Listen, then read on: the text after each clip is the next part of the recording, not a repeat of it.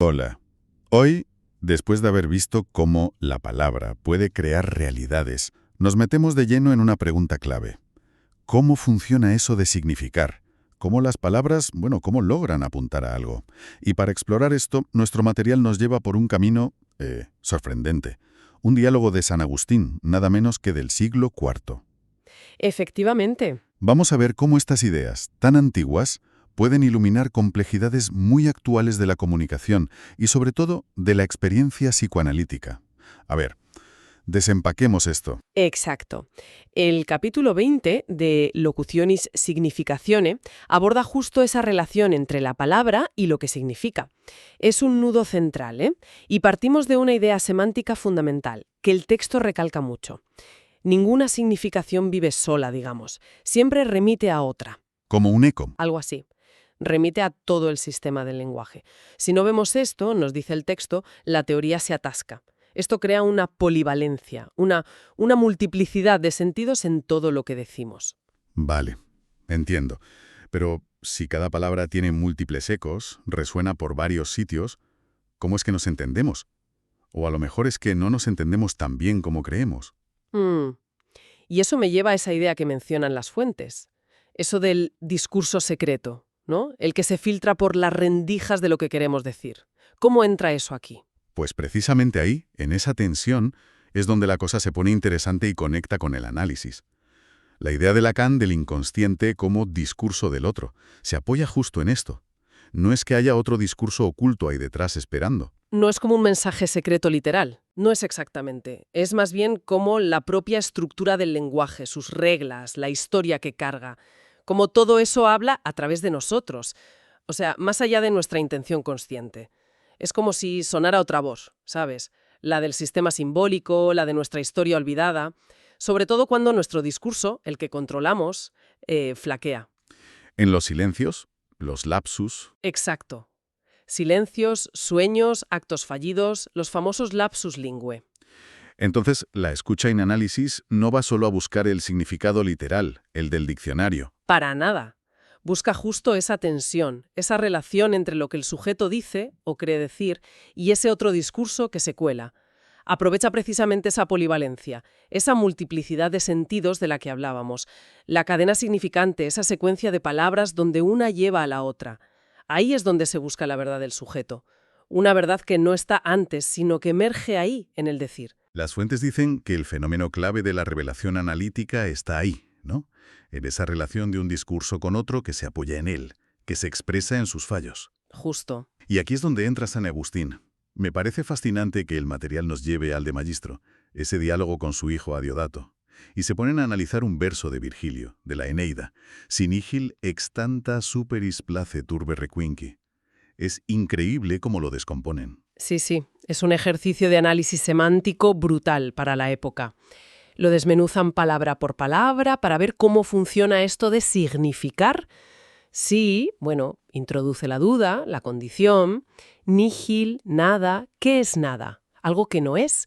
Solo tiene sentido por contraste con lo que sí es. Claro. El origen conecta esa nada con un lugar concreto, magnificado además. Superis a los dioses, el destinatario.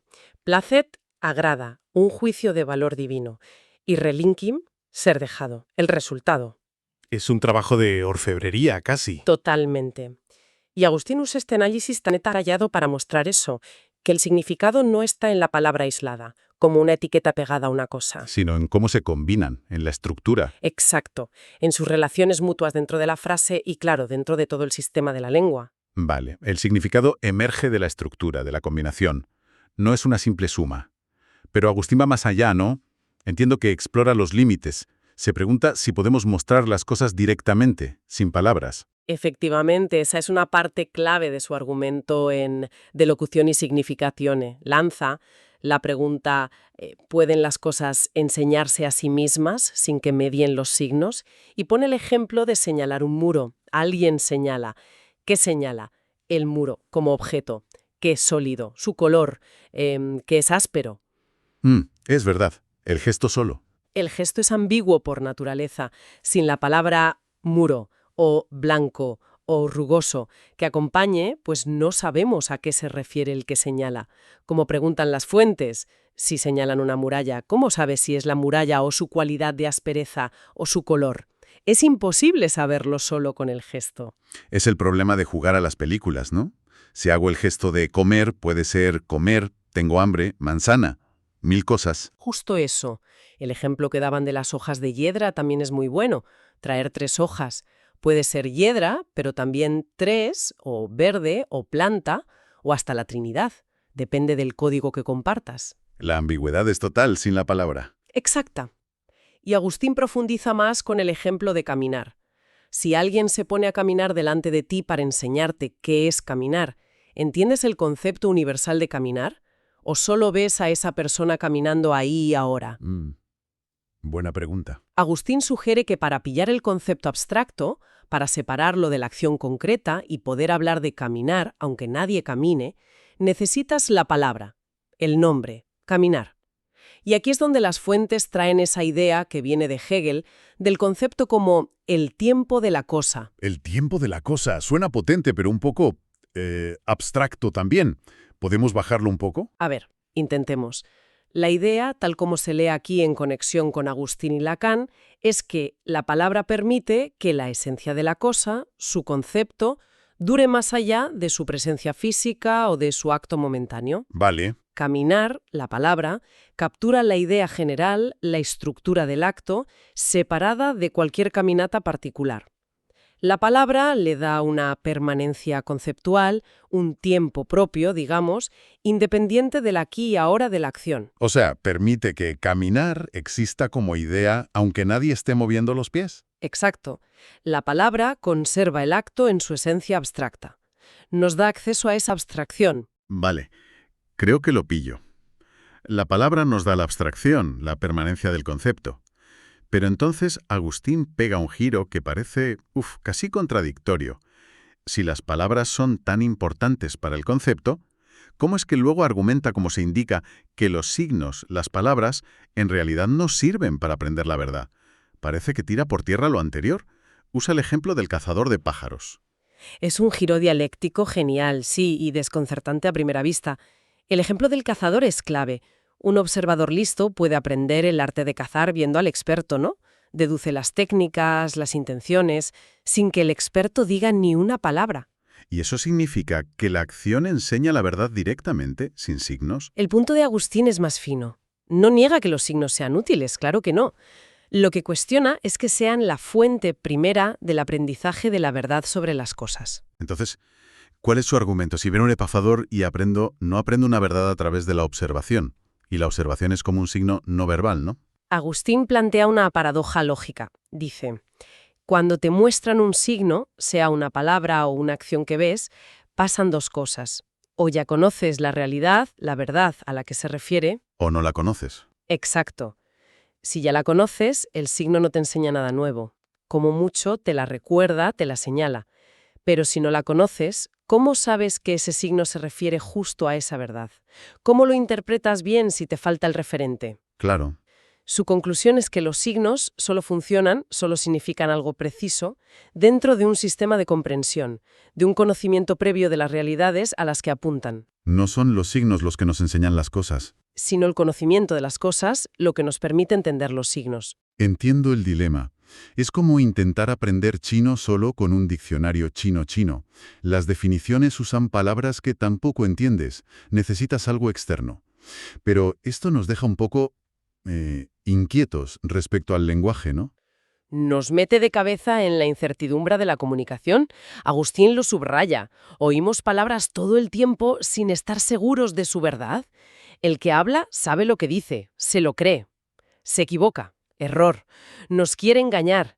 Hay ambigüedad que ni él mismo ve. Y aquí viene lo gordo, lo crucial para la conexión que buscamos. Agustín incluso señala la posibilidad de que el sujeto signifique otra cosa, aliud, de lo que quiere decir conscientemente. Menciona el lapsus, el desliz, donde la intención falla y sale un significado inesperado. El aliud. Ahí está el puente. Que un pensador del siglo IV diga que podemos decir otra cosa distinta a nuestra intención, eso resuena totalmente con el psicoanálisis. Totalmente. Las fuentes lo destacan. Agustín localiza ahí, con una agudeza increíble, la base de la dialéctica de la verdad que Freud descubrirá y Lacan formalizará mucho después. Señala esa ambigüedad radical del sujeto.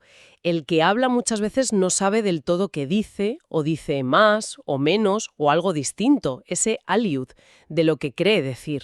Al apuntar al aliud, a esa otra cosa que se cuela en el desliz, casi está tocando la idea freudiana del lapsus como formación del inconsciente, como un punto donde emerge una verdad que el propio hablante no conoce. Exactamente. Y aquí es donde la conexión se vuelve, muy potente para la clínica. A ver, si las palabras son tan resbaladizas, tan fáciles de equivocarse, de engañar, de ser ambiguas, de significar otra cosa, ¿cómo puede salir la verdad en el análisis, que es básicamente una cura por la palabra? Parece un instrumento poquísimo fiable. Pues la genialidad de la perspectiva lacaniana, tal como la exponen aquí bebiendo de Agustín y Freud, es darle la vuelta a esa objeción. La verdad en análisis no emerge a pesar de que el lenguaje sea resbaladizo y equívoco, sino justo por eso. Lacan recoge y lleva más allá esa intuición de Agustín. La verdad no viene de una enseñanza directa, de signos claros que transmiten un saber. Sino que emerge Emerge de la equivocación. De la mépris, como dice Lacan en francés, de esas fallas, esas grietas en el discurso que Agustín ya había visto. Entonces, es súper importante distinguir esa equivocación, la mépris, del simple error. El error que decía Agustín no es solo meter la pata al pensar. Exacto. Y las fuentes insisten mucho en esa diferencia. El errer es un error de juicio. Pensar que 2 y 2 son 5. Se corrige con información, con lógica. La mépris, en cambio, es la equivocación en el sentido de tomar una cosa por otra. Es el desliz, el lapsus, el acto fallido, el doble sentido sin querer, el tartamudeo del lenguaje cuando intenta decir algo que se resiste. No es un fallo de conocimiento, sino un fallo en el decir. Un fallo en el decir que resulta ser productivo, que significa algo. Es en esa mépris, en ese equívoco, donde se revela el discurso del otro, la marca del inconsciente. Es el testimonio del sujeto que habla, que emerge más allá, a veces incluso en contra del sujeto que cree controlar lo que dice. Así que la verdad usa las vías del error, como decía Hegel y cita Lacan. Pero en el análisis, la vía principal es la de la equivocación. El lapsus no es un accidente sin más, sino una pista clave. Precisamente, es el representante más claro de la equivocación significativa. La verdad del sujeto irrumpe así. Por el lapsus, por el sueño, Freud decía que era la vía regia al inconsciente, por el chiste, por el síntoma mismo que se puede leer como un mensaje cifrado. El descubrimiento freudiano, releído por Lacan, nos enseña a escuchar en el discurso esa palabra que se manifiesta a través del sujeto, a veces muy a su pesar. Y no solo en las palabras. Claro, no solo. El cuerpo también habla, en los síntomas, las posturas, los silencios que pesan.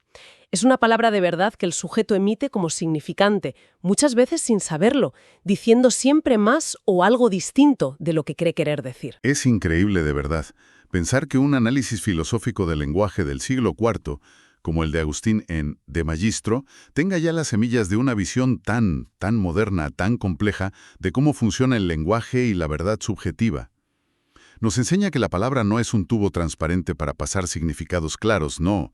Es más bien una red complicadísima, llena de ecos, de desvíos, de ambigüedades, donde la verdad más íntima a menudo se asoma justo donde el discurso tropieza, donde falla en su función aparente de comunicar directamente. Exactamente.